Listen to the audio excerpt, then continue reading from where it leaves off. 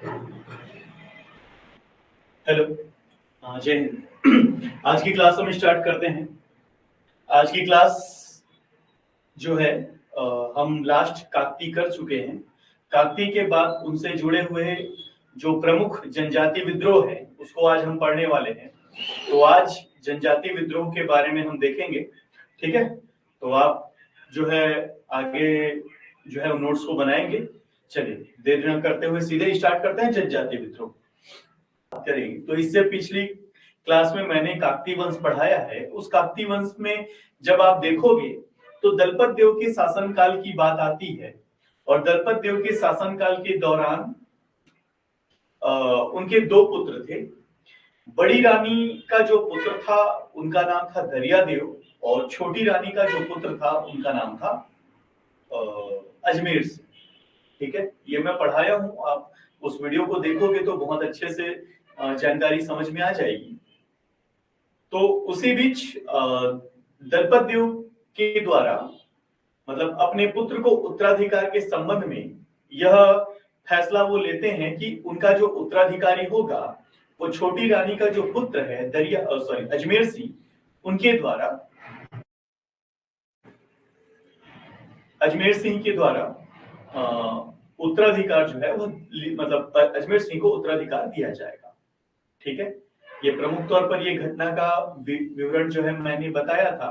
तो इसी बीच उत्तराधिकार के संघर्ष के द्वारा ऐसा सिस्टम मतलब उत्तराधिकार के संघर्ष में एक ऐसा विद्रोह उभर कर सामने आता है जो जनजातियों के नेतृत्व में विद्रोह जो है वह बदल जाता है और इनके दमन के लिए पूरा जो छत्तीसगढ़ मतलब बोला जाए कि बस्तर में शासन करने के लिए जो विदेशी जो ताकतें थी, मराठा ताकतें और जो विदेशी ताकतें थी वह भी इसमें इंटरफेयर करती है और बस्तर में एक प्रकार से संघर्ष करके बस्तर को पराधीन कर दिया जाता है। तो यही कहानी जो है वह हलवा विद्रोह को जन्म देती है। इसी पर हम बात करेंगे। एक हलवा विद्रोह की ब्रीफ जानकारी जो है वह आपके सामने है। हलवा विद्रोह की बात करें तो 1774 से लेकर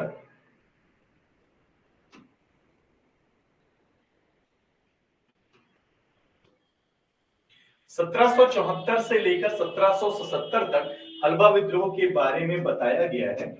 ठीक है, 1774 से लेकर 1777 तक हलवा विद्रोह के बारे में बताया गया है, जिसमें प्रमुख तौर पर यह हलवा विद्रोह जो है वो बस्तर संभाग के अंतर्गत हुआ है। अजमेर सिंह व बस्तर राजा दरियादेव के मध्य उत्तराधिकार को लेकर ये युद्ध हुआ। इसका कारण था हलवा विद्रोह का कारण अगर बोला जाए तो अजमेर सिंह और दरियादेव के बीच उत्तराधिकार का संघर्ष ही क्या बना, इसका कारण बना हलवा विद्रोह का। नेतृत्वकर्ता कौन थे? अजमेर सिंह थे। परिणाम की अगर हम बात करें तो 1777 में अजमेर सिंह की मृत्यु जो है इसका परिणाम जो है होता है। उसके बाद और परिणाम की बात करें तो इस विद्रोह का बहुत ही ज्यादा जटिलता से इसका दमन किया जाता है, जिसमें बहुत सारे हलवा सैनिकों की जान चली जाती है। तो इसका परिणाम यही हुआ कि इस विद्रोह का परिणाम जो नेतृत्व करता थे उनकी भी मृत्यु हो जाती है। साथ ही जो उस अजमेर सिंह के साथ देने वाले जो हलवा सैनिक है उनकी भी मृत्यु हो जाती है। उनका काफी ज्यादा दृढ़ता पूर्वक दमन कर दिया जाता है। तो परिणाम ये है। ठीक, बस्तर से चालुक्य वंश और यहां से बस्तर का चालुक्य वंश का पतन हो जाता है। इसके बाद बस्तर जो है वह पूर्ण तौर पर दूसरे लोगों के ऊपर पराधीन हो जाता है, अर्थात यहाँ से मराठों के शासन व्यवस्था तथा अंग्रेजों की शासन व्यवस्था की शुरुआत की नींव रख दी जाती है। बस्तर में अंग्रेजी और मराठों के खिलाफ पहला प्रतिलेखित विद्रोह था। यह छत्तीसगढ़ अंचल का सबसे बड़ा नरसंहार के तौर पर जाना जाता है। इसी के बारे में हम पढ़ेंगे। ठीक है, मैं आपको बहुत अच्छे से इस पर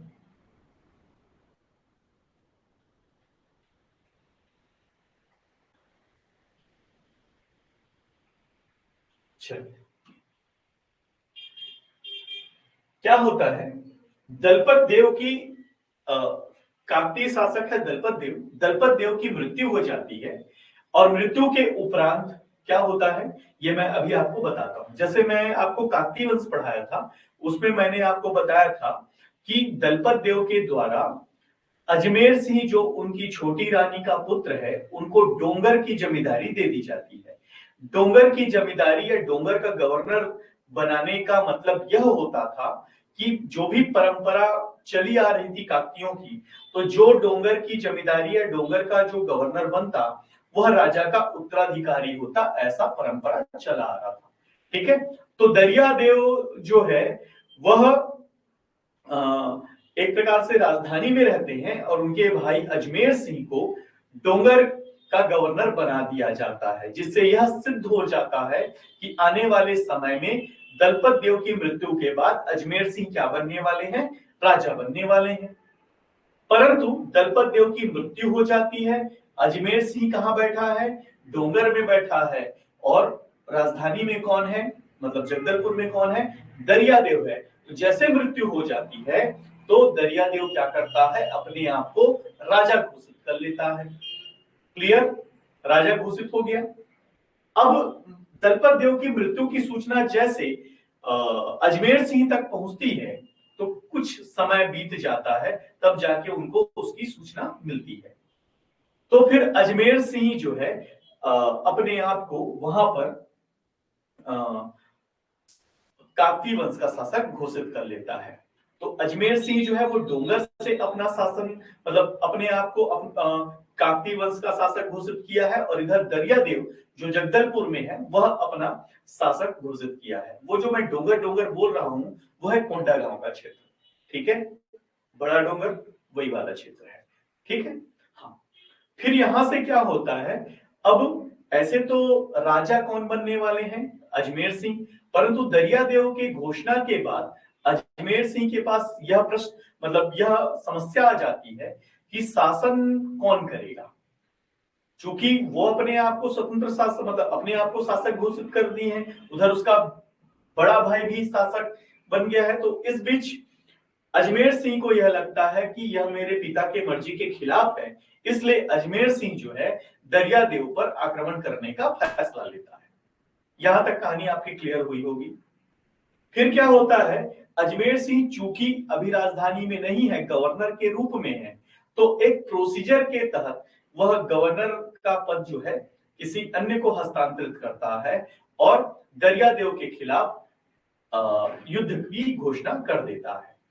परंतु आपको पता ही होगा कि जो राजा होते हैं राजधानी में एक बड़ी सेना रखते हैं, है ना, ताकि उनकी सुरक्षा हो सके। और चूंकि दरियादेव जो है वो अपने आप को स्वतंत्र शासक घोषित कर लिया है, इसलिए एक प्रकार से अनौपचारिक तौर पर राजा अभी कौन है, दरियादेव है। मतलब भले नहीं माना जाता, परंतु सत्ता जो है उनके नजदीक है और सारा तंत्र, सारा सिस्टम जो है वह जगदलपुर में है। इसलिए अजमेर सिंह जो है, अजमेर सिंह यदि अकेले जाता और युद्ध लड़ता तो श्योर उसकी हार निश्चित थी। परंतु अजमेर सिंह जो है अपने हक की लड़ाई के लिए उनका मतलब अजमेर सिंह का साथ मिलता है किनका, कांकेर के राजाओं का। तो कांकेर के राजाओं के द्वारा अजमेर सिंह को सहयोग किया जाता है, सैन्य सहायता दी जाती है, और यह दोनों मतलब अजमेर सिंह और कांकेर रियासत, मतलब कांकेर के साथ की सैन्य सहायता लेकर ये युद्ध की घोषणा करते हैं और दरियादेव को पराजित करने में कामयाब हो जाते हैं। और सत्ता की बागडोर अब किसके पास आ जाती है, अजमेर सिंह के पास आ जाती है, और अजमेर सिंह जो है काकती वंश के दलपत देव के बाद राजा बन जाते हैं। और उनका शासनकाल अगर आप देखोगे तो 1774 से लेके 1777, तो 74 में ही यह घटना घटती है। ठीक है, यहां तक आपको कहानी क्लियर हुई होगी। फिर उसके बाद जैसे ही अजमेर सिंह शासक बनते हैं और दरियादेव को पराजित कर दिया जाता है, तो दरियादेव अब चुप बैठने वाला नहीं है, वह हार कर कहां चला जाता है, जयपुर के शासक विक्रमदेव। चूंकि ये दोनों क्लासमेट थे, ऐसा बोलते हैं कि बहुत परम मित्र थे, इसलिए जयपुर के जो शासक थे, बस्तर के पास है, मतलब उड़ीसा अंचल में जयपुर है, वहां के शासक विक्रमदेव के पास ये चले जाते हैं। कौन, दरियादेव। और विक्रमदेव को वो अपनी घटना बताते हैं कि मैं राजा बन गया था, परंतु मेरे भाई के द्वारा हमला कर दिया गया। अब जाहिर सी बात है, मित्रता है तो विक्रमदेव जो है यह श्योरिटी करते हैं कि मैं आपको आपकी सत्ता दिलाऊंगा। ठीक है, तो फिर दरियादेव चूंकि सत्ता के मुंह में इतना ज्यादा बहक चुका था कि उसको कुछ भी पता नहीं था कि वो क्या कर रहा है, और उसको प्राप्ति के लिए वो कुछ भी कीमत चुकाने के लिए तैयार था। उसी बीच बस्तर शासक और जयपुर के शासकों के बीच कोटपाड़ जो है वो विवाद का विषय था, जिसको दरियादेव जो है विक्रमदेव को देने का फैसला ले लेता है कि जैसे मैं राजा बनूंगा तो आपको मैं कोटपाड़ दे दूंगा, आप फिर ये समस्या हल हो जाएगी।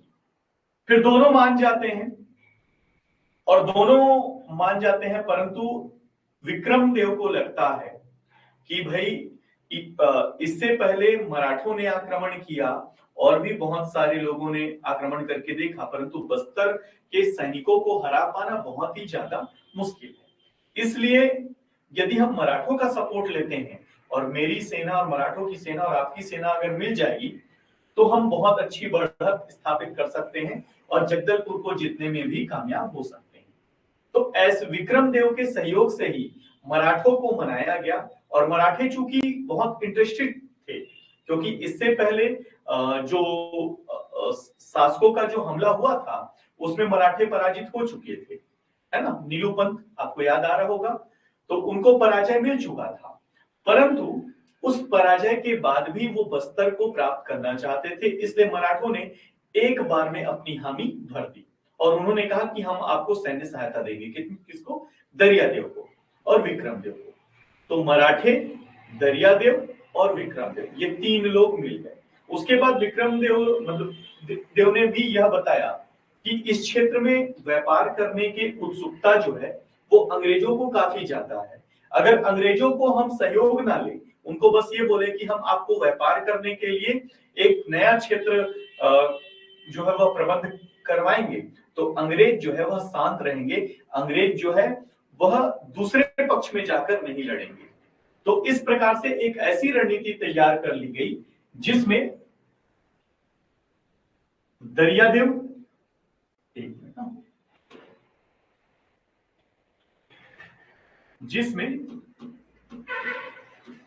दरियादेव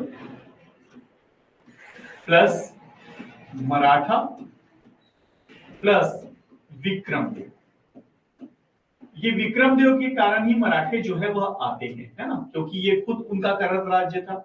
इसलिए विक्रमदेव, मराठा और दरियादेव ये लोग मिलकर जो है वह किसके पास, किससे युद्ध लड़ना चाहते हैं?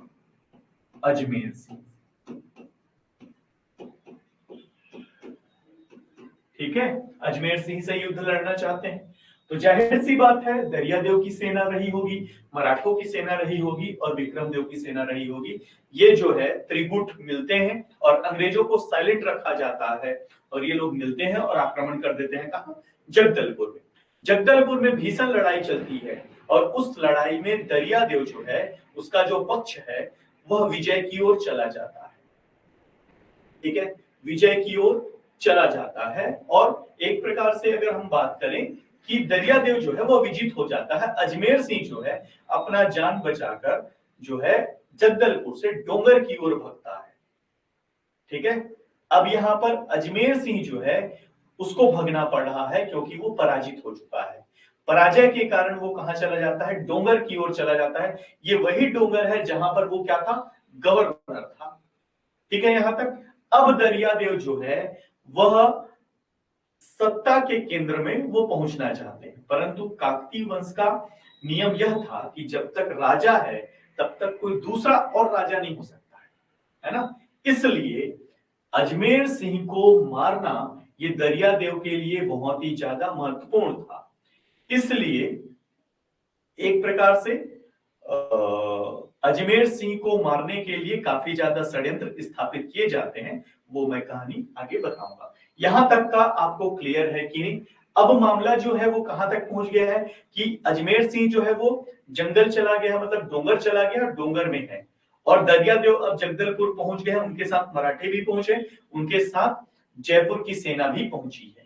ठीक है, यहां तक स्थिति क्लियर है। इसके बाद क्या होता है कि अजमेर सिंह जो है चूंकि वो डोंगर पहुंच चुका है और काकती वंश का शासक है, और चूंकि अजमेर सिंह का पकड़ बहुत ही स्थानीय रूप से बहुत मजबूत था, स्थानीय लोग जनजातियों में उनकी बहुत बेहतरीन पकड़ हुआ करती थी, इसलिए जब डोंगर वो पहुंचते हैं तो हलबा सैनिकों के द्वारा उनको अपना राजा घोषित कर लिया जाता है और यह बोला जाता है कि हम किसी भी परिस्थिति में दरियादेव को स्वीकार नहीं करेंगे। तो इस प्रकार का एक प्रकार से उस समय हलबा सैनिकों का अगर बात करें तो हलबा सैनिकों का साथ होना मतलब एक प्रकार से बहुत बड़ा एडवांटेज होना सैन्य रूप में, ठीक है। जैसे अभी वर्तमान में जैसे गोरखा सैनिकों की संज्ञा ली जाती है कि गोरखा सैनिक जिस देश या जिस देश का वो साथ दे तो बड़े से बड़ा युद्ध जो है वह जीता जा सकता है। तो वैसे उस समय हलबा सैनिकों का एक संज्ञा था कि वो बड़े से बड़े युद्धों का रुख जो है वो मोड़ने में कामयाब हो जाते थे। तो वैसी स्थिति थी कि अजमेर सिंह का अब साथ देने वाली जो सेना हो गई वो हलबा सैनिक भी उसमें शामिल हो गए। तो एक प्रकार से अजमेर सिंह के साथ उनकी सेना मतलब हलबा सैनिक और दरियादेव के साथ मराठे और जयपुर की सेना थी। अब दोनों के बीच युद्ध स्टार्ट हुआ। मैंने आपको बताया कि हलबा सैनिक का होना मतलब बहुत बड़ा एडवांटेज अपने साथ रखना। तो इसी परिस्थिति में ऐसी घटना घटती है कि अजमेर सिंह की जो सेना थी वो ज्यादातर मराठा सेना और जयपुर की सेना को ज्यादा नुकसान पहुंचाने में कामयाब हो रही थी। अब पक्ष जो है वो हलबा सैनिकों का हावी हो रहा था और जो मराठे सैनिक थे, मराठे सैनिक या जयपुर के सैनिक या दरियादेव के सैनिक, उनका पक्ष काफी कमजोर हो रहा था। जब यह बात वो समझ जाता है कौन, दरियादेव, कि मेरा पक्ष जो है वह काफी ज्यादा कमजोर हो चुका है और एक समय ऐसा आ सकता है कि मैं युद्ध हार सकता हूं और जो मेरे को ये जो सत्ता मिला है ये फिर से छीन सकता है, इसलिए अजमेर सिंह को दरियादेव के द्वारा, जो युद्ध हार रहा है कौन, दरियादेव युद्ध हार रहा है, तो दरियादेव के द्वारा अजमेर सिंह को संदेशा भेजा जाता है कि भाई हम तो भाई हैं, आपस में बैठकर मामला सुलझा देंगे। अर्थात समझौते की पेशकश दरियादेव के द्वारा अजमेर सिंह को दी जाती है। ठीक है, समझ में आया? कौन दे रहा है याद रखेंगे, जो हारता है वही समझौते की बात करता है, याद रखना, जीतने वाला समझौते की बात नहीं करता है। इसलिए अजमेर सिंह दरियादेव के द्वारा अजमेर सिंह को समझौते की पेशकश की जाती है। ठीक है, जब समझौते की पेशकश उनको की जाती है तो अजमेर सिंह जो है वह मान जाता है, चलो भाई है, बैठ कर बात करेंगे, क्या पता वह चेंज हो गया होगा या सकारात्मक अगर पहल आए तो हो जाएगा। परंतु अजमेर सिंह जब समझौते के लिए जाता है तो षड्यंत्र के तहत अजमेर सिंह, ऐसा बोलते हैं कि अजमेर सिंह के साथ लगभग 50-60 सैनिक थे, वो गए थे और दरियादेव जो है वह पहले से मनसा बना लिया था कि अजमेर सिंह को यहां से वापस जाने नहीं दिया जाएगा और उनकी हत्या का एक प्रकार से षड्यंत्र स्थापित कर दिया गया था। इसी बीच अजमेर सिंह की बातें जो है वह अजमेर सिंह की जो मनसा है वह दरियादेव की जो मनसा है वह अजमेर सिंह जो है वह जान जाते हैं और दोनों के बीच युद्ध होता है। चूंकि अजमेर सिंह जो है षड्यंत्र में फंस गए हैं इसलिए उनका यहां से निकल पाना पॉसिबल नहीं था, इसलिए षड्यंत्र के तौर पर दरियादेव के द्वारा अजमेर सिंह की हत्या कर दी जाती है।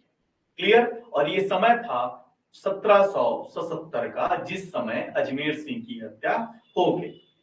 कई इतिहासकार बोलते हैं कि वो काफी ज्यादा जख्मी हो गए थे और जख्मी होने के कारण उनकी मृत्यु हो गई।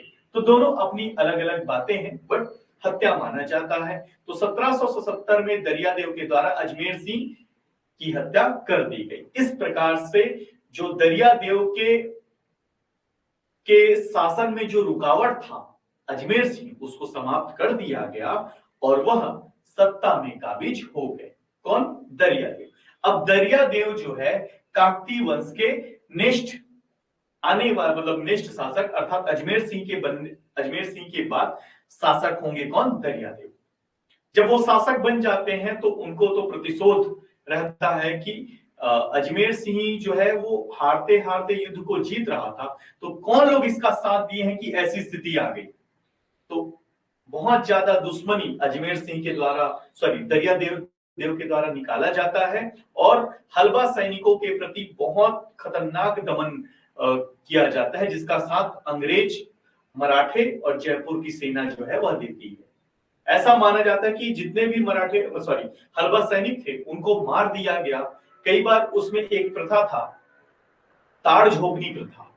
ताड़ झोंकनी प्रथा मतलब उनकी हिम्मत को देखा जाता था और ताड़ के वृक्ष को उनके ऊपर गिराया जाता था और देखा जाता था कि कौन सैनिक जो है उसको पकड़ने में कामयाब हो जाते हैं। और इतना मोटा बड़ा वृक्ष, कटीला वृक्ष, जो किसी सैनिक के ऊपर यदि गिरता है तो बहुत लोगों का जान चला जाए। अगर कुछ लोग संभालने में कामयाब हो जाते थे, पर उनको भी बहुत सारी यातनाएं देकर उनको मार डाला जाता था। कई लोग, उनका परिवार जो होता था, उनको चित्रकूट के झरने से गिरा दिया जाता था। इस प्रकार की यातनाएं हलबा सैनिकों के साथ की गई।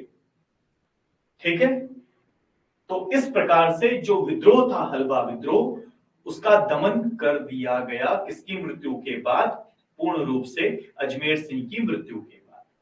ठीक है, यही चीज जो है आपको स्टोरी के तौर पर मैंने यहाँ जानकारी उपलब्ध कराया है। उम्मीद है आपको कहानी समझ में आया होगा। परिणाम क्या हुआ? परिणाम जो है वह होता है कि दरियादेव को कोटपाड़ की संधि करनी पड़ती है 6 अप्रैल 1778 को। उस कोटपाड़ की संधि के तहत विक्रमदेव जो जयपुर का शासक है उसको मिल जाता है कोटपाड़।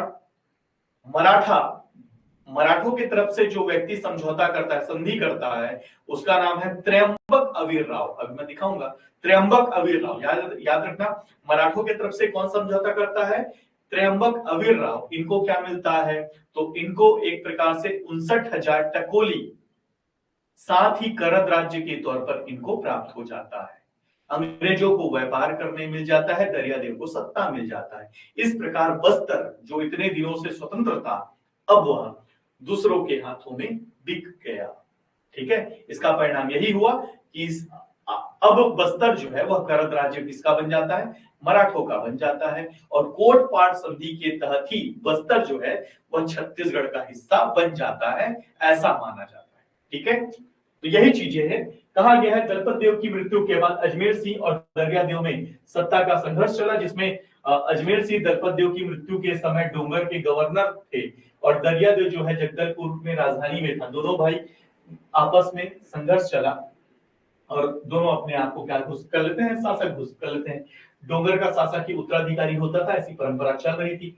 अजमेर सिंह राजा का उत्तराधिकारी होने के कारण कांकेर से सहयोग उनको प्राप्त होता है और दरियादेव के ऊपर क्या कर देते हैं? आक्रमण कर देते हैं, जिसके कारण दरियादेव पराजित होकर वो कहां चला जाता है? विक्रमदेव के पास, जो जयपुर का शासक है उसके पास चला जाता है। विक्रमदेव के सहयोग से मराठे और अंग्रेजों को दरियादेव का साथ मिलता है और वही उनको प्रॉमिस किया जाता है कि हम ये देंगे। तो इस प्रकार से विक्रमदेव जो है की सहायता से मराठे और अंग्रेज भी उनके साथ आ जाते हैं और फिर युद्ध होता है। तो प्रथम चरण में दरियादेव, विक्रमदेव और मराठे ये सब साथ हैं और किसके खिलाफ लड़ रहे हैं? अजमेर सिंह। यहाँ पर अजमेर सिंह जो है वह पराजित हो जाता है, लॉस हो जाता है और ये भगकर कहाँ चला जाता है? डोंगर, जो मैंने बताया है आपको। और ये डोंगर का क्या था? ये गवर्नर था। वहां जाके हलबा सैनिक क्या करते हैं? इसको राजा घोषित कर देते हैं। अजमेर सिंह पराजित होकर डोंगर चला जाता है। वहां हलबा सैनिकों के साथ हलबा विद्रोह की शुरुआत होती है, वहीं से हलबा विद्रोह की शुरुआत मानी जाती है। ठीक, क्योंकि वो अपने राजा को उत्तराधिकार, मतलब उत्तराधिकार के सत्ता तक लौटाना चाहते थे। अजमेर सिंह के द्वारा विद्रोह की शुरुआत किया गया। यहाँ क्रांति धीरे धीरे बहुत बड़ा रूप ले ली, जिसका प्रभाव पूरे बस्तर में दिखने लगा। 1777 को दरियादेव के कहने पर अजमेर सिंह ने समझौता के लिए हामी भरी, परंतु दरियादेव का षड्यंत्र ऐसा हुआ कि अजमेर सिंह की वो क्या कर देता है? हत्या कर देता है। दरियादेव जो है हलबा सैनिकों से प्रतिशोध का बदला लिया गया और ताड़ झोंकनी जैसी प्रथाओं से उनको प्रताड़ित किया गया। साथ ही परिणाम ये हुआ कि 6 अप्रैल 1778 को कोटपाड़ की संधि करनी पड़ी, जिसके अंतर्गत विक्रमदेव, दरियादेव और अवीरराव के बीच यह समझौता होता है। तो मैंने जो कहानी बताया था वो प्रमुख तौर पर आपको समझ में आया होगा और ये है आपका हलबा विद्रोह खत्म।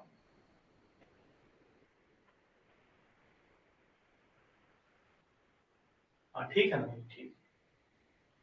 चलिए, यहां तक कहानी स्पष्ट हुई होगी। आगे नेक्स्ट है भोपालपट्टनम संघर्ष। ये भी बहुत महत्वपूर्ण कहानी है। बाकी मैंने आपको कॉन्सेप्ट के साथ स्टोरी भी बताने का फैसला लिया था, क्योंकि सिर्फ डेटा से आपको वो चीजें याद नहीं होगी। जब तक आप स्टोरी आप ज्ञान नहीं करेंगे, तब तक कॉन्सेप्ट और जो डेटा है वो आपको क्लियर नहीं होगा। ठीक है।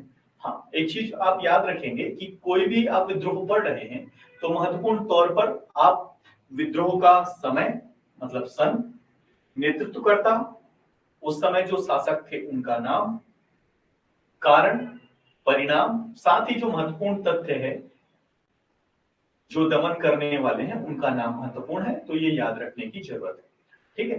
बाकी आप स्टोरी को अगर अच्छे से करेंगे तो ज्यादा तकलीफ नहीं जाएगा, याद हो जाएगा। नेक्स्ट है भोपालपट्टनम का संघर्ष। 1795 भोपालपट्टनम का संघर्ष हुआ। क्या है, पहले हम थोड़ा डेटा देख लेते हैं। तो भोपालपट्टनम का जो विद्रोह है, प्रमुख तौर पर हम बात करें तो ये हुआ है 1795 में। कब हुआ है? 1795। ठीक है, 1795 में, 1795। इस समय शासक थे कौन? दरियादेव। कारण क्या था कि मिस्टर ब्लंट जो है वो बस्तर में प्रवेश करना चाहते थे, जिसका विरोध जो है वह किया जाता है, और वही विरोध भोपालपट्टनम संघर्ष में तब्दील हो जाता है। ठीक है। कैप्टन ब्लंट, जेटी ब्लंट प्रथम अंग्रेजी यात्री थे। जेटी ब्लंट बस्तर की यात्रा नहीं कर पाए, किंतु उसने कांकेर की यात्रा की। ये बहुत महत्वपूर्ण है। ठीक, अब सुनिए स्टोरी। क्या हो रहा था? अंग्रेजों का हस्तक्षेप बहुत ही ज्यादा बढ़ रहा था। समय है 1795। 1795 की स्थिति ऐसी हो गई थी कि अंग्रेज जो है वह धीरे धीरे बहुत शक्तिशाली हो चुके थे, और उनकी नजर जो है वह नागपुर में बहुत पहले से आ गई थी। नागपुर में आने का कारण यह था कि नागपुर का राज्य बहुत बड़ा था, जिसमें हमारा छत्तीसगढ़ भी उसमें शामिल था, जहां से नागपुर से शासन व्यवस्था का संचालन किया जा रहा था। नागपुर के शासकों की बात करें तो बहुत उनके जो शासक थे वो कमजोर थे, इसीलिए अंग्रेजों को अब यह लगने लगा कि मराठों का रिक्त स्थान अंग्रेज ही पूरा कर सकते हैं, इसलिए लगातार अंग्रेज बन रहे थे। तो उनके द्वारा कंपनी के माध्यम से अनेक सर्वे करवाए जा रहे थे, जिसमें एक ब्रिटिश अधिकारी ही है ये सर्वे करता, जिसको जेटी ब्लंट कहा गया है। ये जेटी ब्लंट क्या करता है? सबसे पहले रतनपुर जाता है। रतनपुर की इसकी यात्रा याद रखेंगे, 31 मार्च 1795। 31 मार्च 1795 को ये रतनपुर पहुंचा है, जिस समय छत्तीसगढ़ की राजधानी क्या है? रतनपुर है। और चूंकि मैंने आपको इससे पहले बताया है कि कोटपाड़ की संधि के तहत छत्तीसगढ़ का हिस्सा क्या हो चुका है? बस्तर। बस्तर बन चुका है। ठीक है, इसलिए छत्तीसगढ़ की राजधानी और उस समय क्या है? रतनपुर। तो वहां पहुंचता है, वहां वो सर्वे करते हैं, देखते हैं हालात क्या है, कैसे हैं। ठीक, उसके बाद उनकी यात्रा रायपुर पहुंचती है। सॉरी, सबसे पहले वो रायपुर आते हैं। नागपुर से वो रायपुर आते हैं ना, नागपुर से वो कहां जाते हैं? रायपुर आते हैं, याद रखिए। 31 मार्च 1795 को जेटी ब्लंट क्या है? रायपुर आते हैं। रायपुर, मैं रतनपुर बोल दिया था, सॉरी, रायपुर आते हैं। ठीक, चूंकि उस समय रतनपुर भले राजधानी था, परंतु व्यापारिक तौर पर धनाढ्य हिस्सा जो था वो रायपुर बना। राजधानी था रतनपुर, परंतु धनाढ्य और व्यापारिक केंद्र हुआ करता था रायपुर, इसलिए वो रायपुर पहले आते हैं। नागपुर से रायपुर जो जीई रोड है उसके अंतर्गत वो आते हैं। ठीक है, रायपुर पहुंचे। अब उनको जाना था बस्तर, क्योंकि बस्तर में बहुत ज्यादा वन संपदा है, वन उत्पाद है, वहां पर उनको काफी ज्यादा इंटरेस्ट था, इसलिए उनको जाना था बस्तर। इसलिए वो क्या करते हैं? बस्तर प्रवेश करने की कोशिश करते हैं सबसे पहले कांकेर की तरफ से।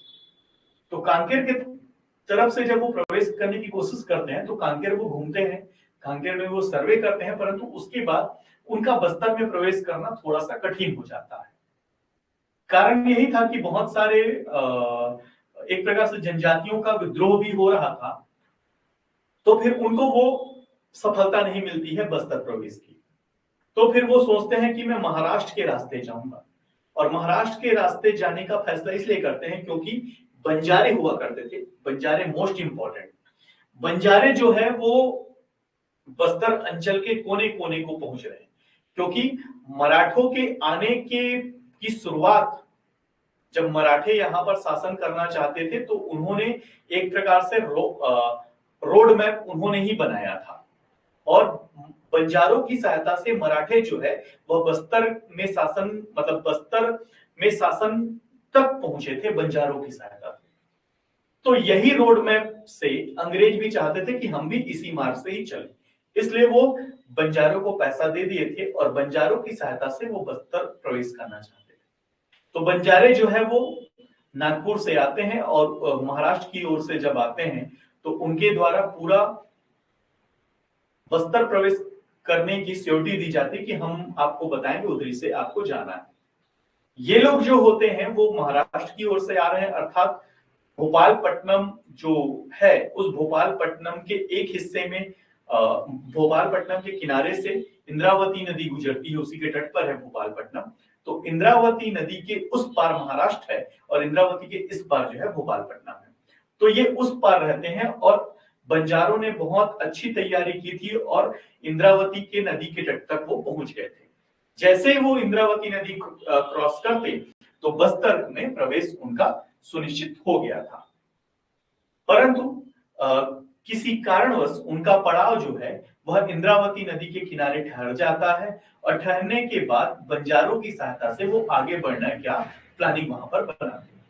जैसे ही वहां के लोकल स्थानीय गोंड जनजातियों को पता चलता है कि फिर से मराठा, मतलब मराठों के सहयोगी बंजारे और बंजारों की सहायता के लिए कोई ब्रिटिश अधिकारी जो है वह बस्तर में प्रवेश करना चाहते हैं, तो गोंड जनजाति के लोग ये सोचते हैं कि हमारी संस्कृति में फिर से हस्तक्षेप करने का प्रयास किया जा रहा है।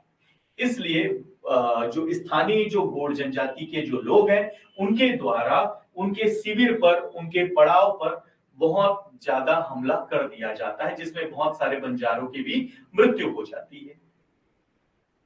ठीक है, जिसके कारण जो ब्रिटिश अधिकारी ब्लंट है वह भी डर जाता है और वह प्रवेश करने का प्रयास नहीं करता है।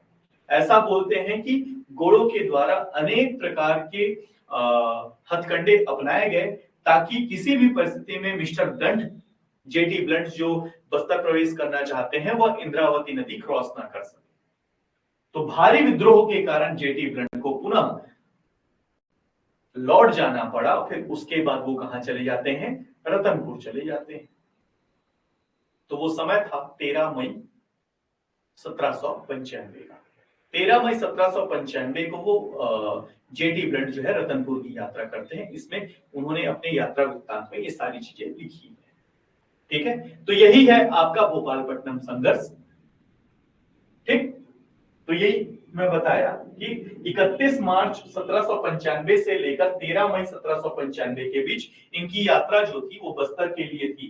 तो उनके द्वारा जो साक्ष्य प्राप्त हुए इसमें कहा गया है कि 13 अप्रैल से लेकर 28 अप्रैल 1795 के बीच वो भोपालपट्टनम के पास बंजारों की सहायता से इंद्रावती नदी पार करने का प्रयास कर रहे थे, परंतु वहां स्थानीय जनजातियों के द्वारा लगातार विद्रोह किया गया, इसलिए वह बस्तर प्रवेश नहीं कर पाते हैं और भोपालपट्टनम विद्रोह के चलते उनका वहां से पलायन हो जाता है। कहां, रतनपुर की ओर, रतनपुर चले जाते हैं।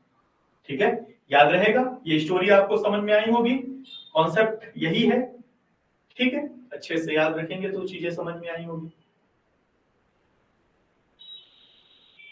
आगे बढ़े, चलिए नेक्स्ट है,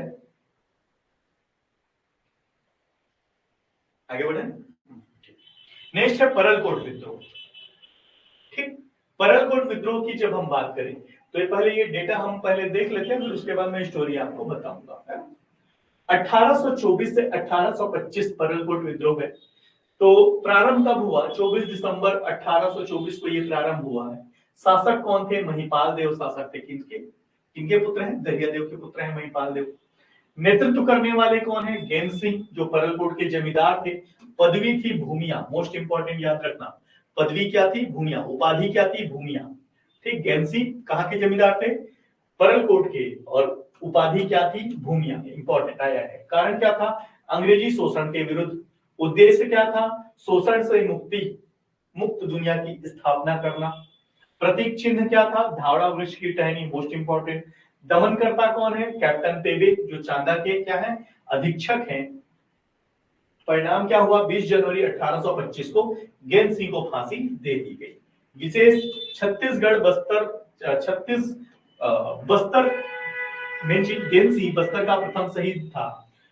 छत्तीसगढ़ में पुलिस अधीक्षक एगेन्यू के पहल से चांदा के पुलिस अधीक्षक के नेतृत्व में, पेबे के नेतृत्व में इस एक सेना भेजी गई जिसके द्वारा दमन किया गया और गेन सिंह को फांसी दे दी गई। और फांसी के साथ गेन सिंह कौन था, परलकोट का प्रथम विद्रोही,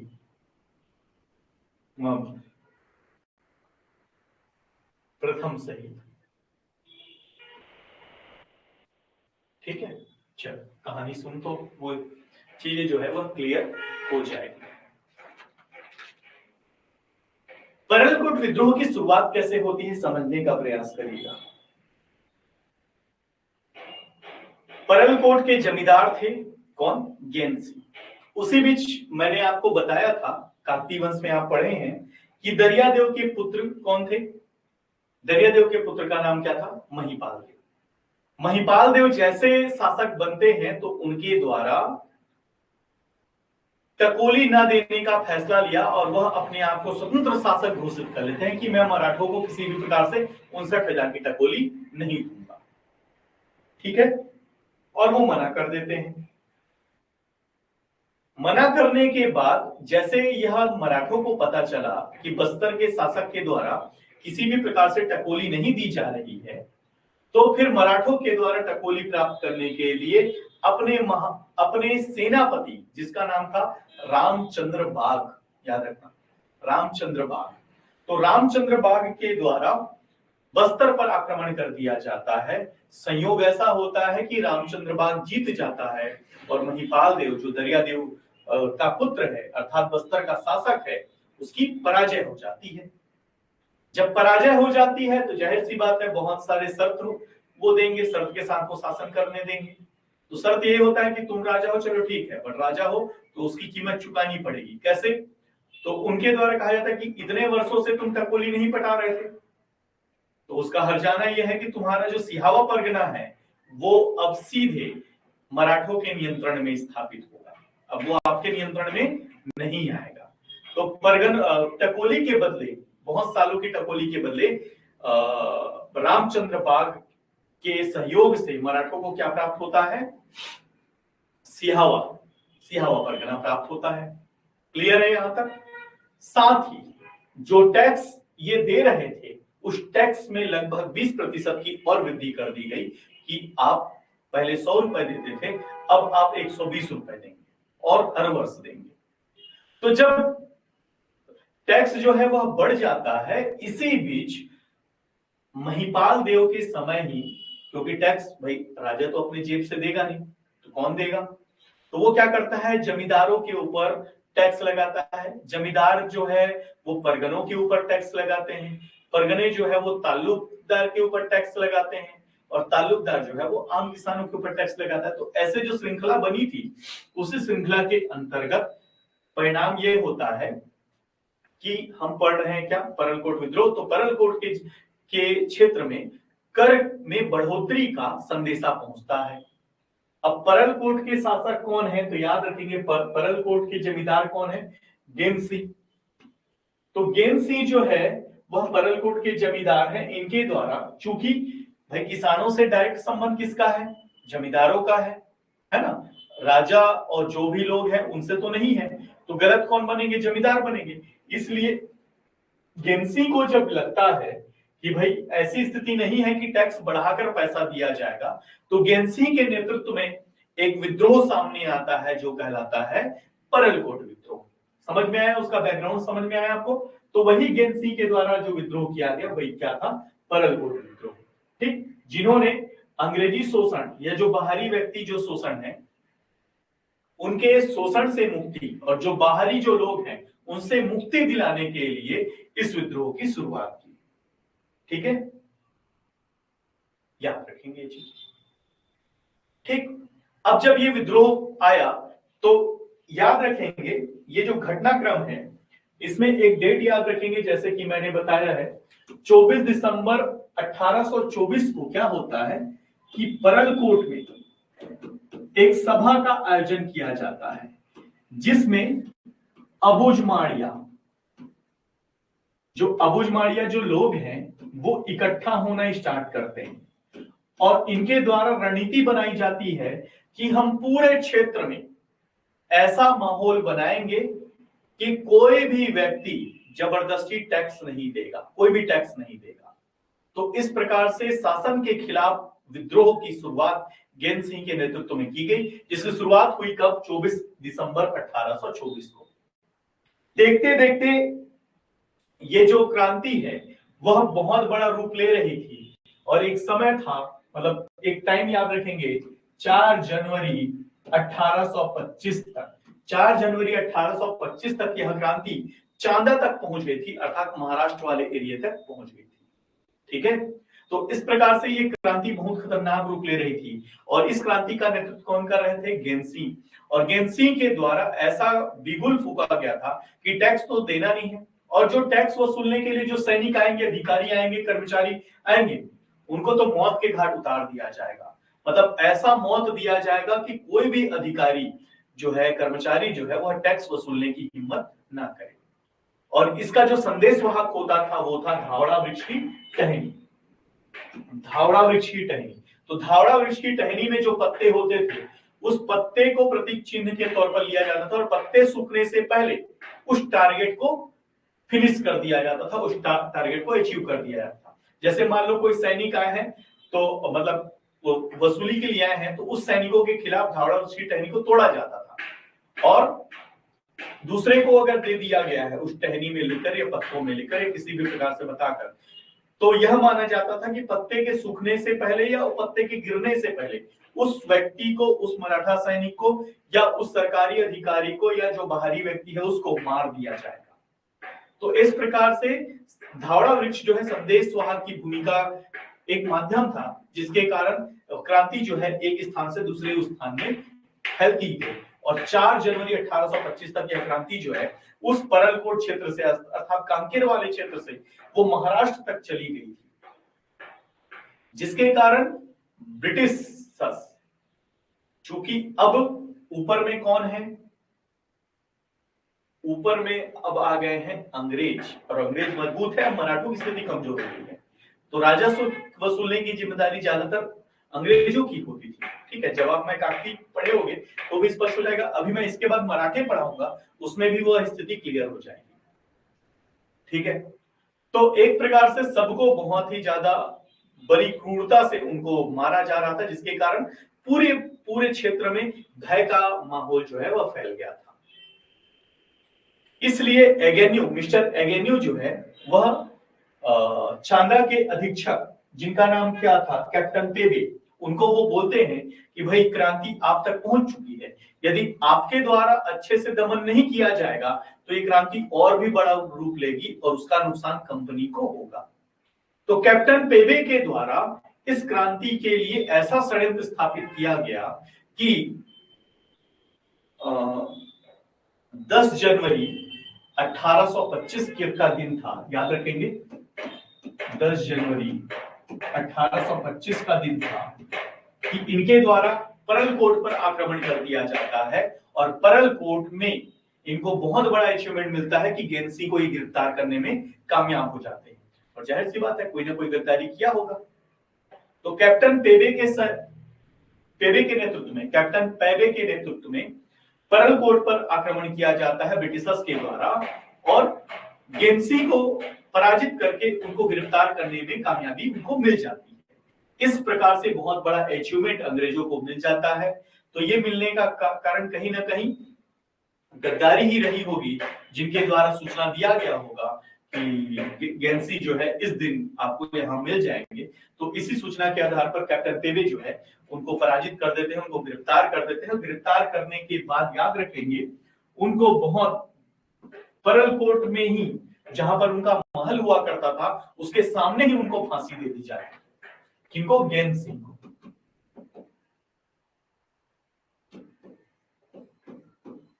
ठीक है, उनके सामने, महल के सामने ही उनको फांसी दे दी जाती ताकि कोई भी और विद्रोह ना करे, क्योंकि आने वाले समय में उनको ही शासन करना था। इसलिए उनके द्वारा ये पहला प्रयास किया गया और वहां ज्यादा खतरनाक तौर पर दमन किया गया। तो गैन सिंह जो है वो बस्तर के प्रथम शहीद है, प्रथम शहीद कहलाते हैं। और गैन सिंह के द्वारा ही नेतृत्व ऐसा किया गया कि जो अबुझमाड़िया जो लोग थे वह अपने हक की लड़ाई लड़ रहे थे, परंतु अंग्रेजों की शोषणकारी नीति के अंतर्गत उनका दमन कर दिया गया। तो बस्तर के प्रथम शहीद गैन सिंह को कहा जाता है, जिनका योगदान बहुत ही ज्यादा अतुलनीय है।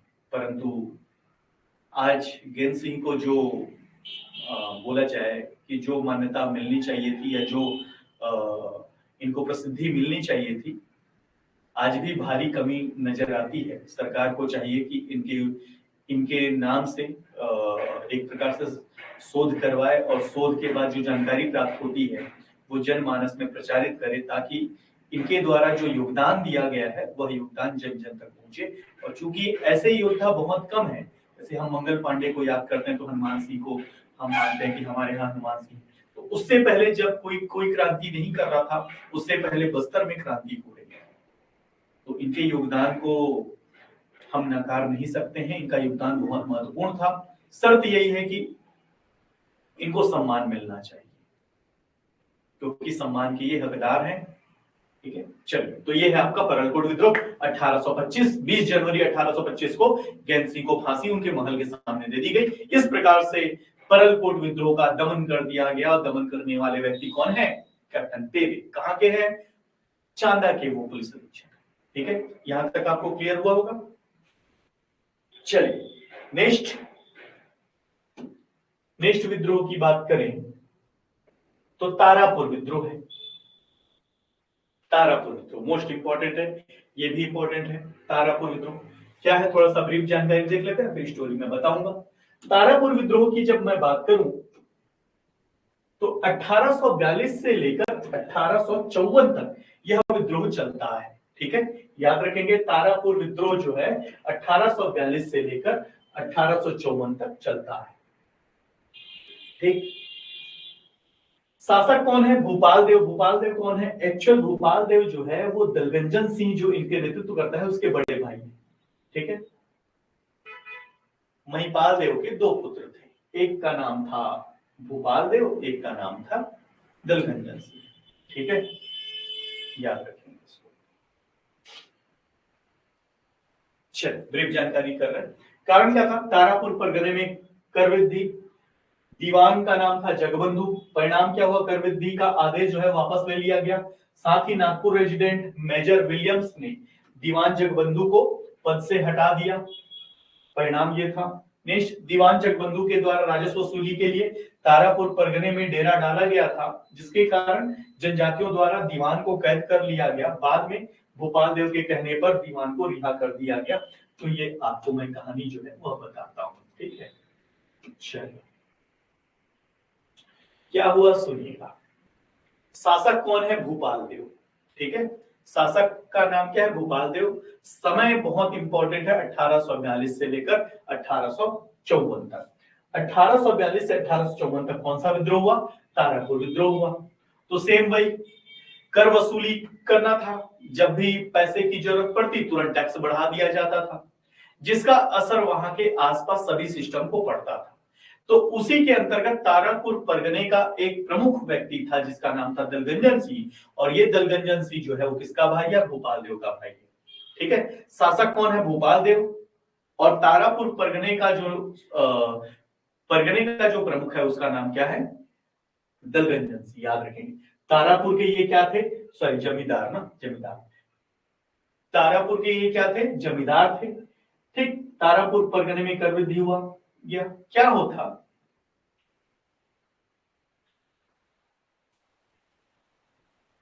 दलगंजन सिंह को जब यह आदेश दिया जाता है कि आपके क्षेत्र में जो परगना है उस पर टैक्स वृद्धि कर दी गई है, अब आपको टैक्स जो है वो बढ़ाकर लेना पड़ेगा, मतलब लेना पड़ेगा नहीं, आप बढ़ाकर टैक्स देंगे। तो जिसका असर किसानों में हुआ, और किसानों की परिस्थिति इतनी ज्यादा बदतर थी क्योंकि वनांचल क्षेत्र है, इतनी उपजाऊ जमीन जो है वो आसानी से प्राप्त नहीं होती है, बहुत सारे ट्रीटमेंट करने होते हैं, और पूरा जो कृषि है वो एक प्रकार से वर्षा आधारित है। वनोपज की जो प्राप्ति होती थी तो उसमें भी जो संस्करण किए जाते थे उसमें भी भारी परेशानी का सामना करना पड़ रहा था। राजनीतिक अस्थिरता हो रही थी जिसके कारण वो नुकसान पहुंच रहा था। तो बहुत सारे कारण थे जिसके कारण टैक्स दे पाना पॉसिबल नहीं था। इस बात को समझते कौन है? दलगंजन सिंह। और दलगंजन सिंह के द्वारा ही तारापुर में विद्रोह की शुरुआत की जाती है और वो समय है 1842 का। और वो बोल देते हैं कि हम किसी भी प्रकार से टैक्स नहीं देंगे। परंतु आपको यह पता होगा कि जब अंग्रेजों का शासन व्यवस्था स्टार्ट हुआ तो प्रत्येक रियासतों पर, प्रत्येक देशी रियासतों पर अपना एक सेक्रेटरी नियुक्त किया जाता था जिसे दीवान कहा गया है। तो जो भी अंग्रेजों का बहुत ज्यादा चाटुकार होता था, बहुत ज्यादा अंग्रेजों के पक्ष में होता था, उसको उस रियासत का क्या बना दिया जाता था? दीवान बना दिया जाता था। राजा के तरफ से भी दीवान नियुक्त होते थे, दोनों मिलकर वहां का पूरा राजस्व व्यवस्था को देखते थे। परंतु सबसे ज्यादा पावरफुल होता था अंग्रेजों के तरफ से बनने वाला दीवान। ठीक है, तो उस व्यक्ति का नाम था, क्या था? दीवान जगबंधु। जगबंधु। जब देखा गया कि राजस्व वसूली के लिए बहुत सारे प्रॉब्लम हो रहे हैं और खासकर राजा का जो भाई है दलगंजन सिंह, उसके जमींदारी में ये प्रॉब्लम क्रिएट हो रहा है कि वो वसूली नहीं करूंगा बोल दिया है, तो जगबंधु जो है वो स्वयं जाता है कहां? तारापुर, और वहां अपना डेरा डाल देता है। अर्थात किसानों से अब वो प्रत्यक्ष तौर पर टैक्स वसूली करने का फैसला लिया है, जिसकी सूचना दलगंजन सिंह को मिलती है। और दलगंजन सिंह जो है स्थानीय लोगों की सहायता से जगबंधु को कैद करने में कामयाब हो जाता है। अब कैद करके इसको ये ले जाते हैं। जैसे ही ब्रिटिश अधिकारी को, मतलब ब्रिटिश सरकार को पता चलता है कि उनके दीवान का अपहरण हो गया है, तो वो तुरंत बस्तर के शासक को संदेशा पहुंचाते हैं कि आपके शासन में यदि ऐसी चीज, लॉ एंड ऑर्डर वाली चीजें होगी तो ये सही नहीं होगा। हम फिर बस्तर के ऊपर हमला करेंगे, या आपके ऊपर हमला करना पड़ेगा, या आपको पद से हम हटा देंगे। तो बस्तर के शासक जाहिर सी बात डर जाएंगे और भूपाल देव के द्वारा इस मामले पर इंटरफेयर किया जाएगा। और भूपाल देव क्या करते हैं, चूंकि दलगंजन सिंह उनके भाई है, उनसे बात करते हैं कि भाई जो दीवान है उसको छोड़ दो, जो भी समस्या होगी उसका समाधान हम कर लेंगे। दलगंजन सिंह को अपने भाई के ऊपर यकीन हो जाता है और भूपाल देव के द्वारा, जो भूपाल देव है उनके कहने पर जनजातियों के द्वारा जो दीवान है जगबंधु, उनको रिहा कर दिया जाता है। जैसे ही जगबंधु रिहा होते हैं वो तुरंत नागपुर चले जाते हैं और नागपुर जाने के बाद वहां के जो रेजिडेंट है उनको मनमाने भड़काते हैं। किसके खिलाफ? बस्तर रियासत के खिलाफ, और खासकर दलगंजन सिंह के खिलाफ। तो नागपुर जो रेजिडेंट है उनके द्वारा फैसला लिया जाता है कि हम तुमको सैनिक की टुकड़ी देते हैं, तुम जाओ और जो विद्रोह कर रहे हैं उसका दमन करो। तो जगबंधु के नेतृत्व में सैन्य टुकड़ी जो है वह आती है कहां? तारापुर। और तारापुर में काफी ज्यादा संघर्ष चलता है, युद्ध होता है। उस युद्ध में चूंकि अंग्रेजों के पास बंदूक है, सारी चीजें, इनके पास तीर कमान, परंपरागत हथियार थे, जिसके कारण जगबंधु जो है वह विजित होता है और दलगंजन सिंह जो है उसको गिरफ्तार करके जगदलपुर के जेल में डाल दिया जाता है। ठीक है, यहां तक स्टोरी क्लियर हुई कि नहीं?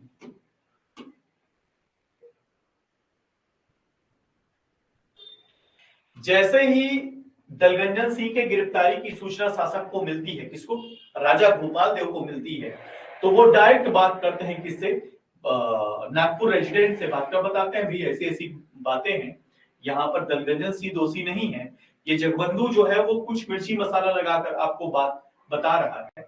हर कोई टैक्स देना चाहते हैं परंतु थोड़ा समय चाहिए, अगर आप दे देंगे तो सारा टैक्स दे दिया जाएगा। ऐसी अपनी बातों में वो उनको बताते हैं। ठीक, जिसको सुनकर नागपुर रेजिडेंट जो है वह मान जाते हैं और जो बस्तर का जो दीवान था जगबंधु, उनको वापस बुला लिया जाता है और दलगंजन सिंह को रिहा कर दिया जाता है।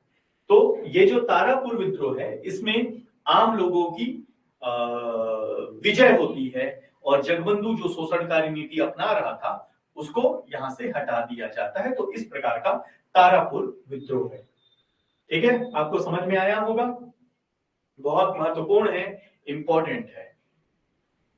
ठीक है, चलिए तो फिर हम नेक्स्ट क्लास में मिलेंगे यही जनजातीय विद्रोह के आगे वाले क्रम में। ठीक है, इसी के साथ जय हिंद।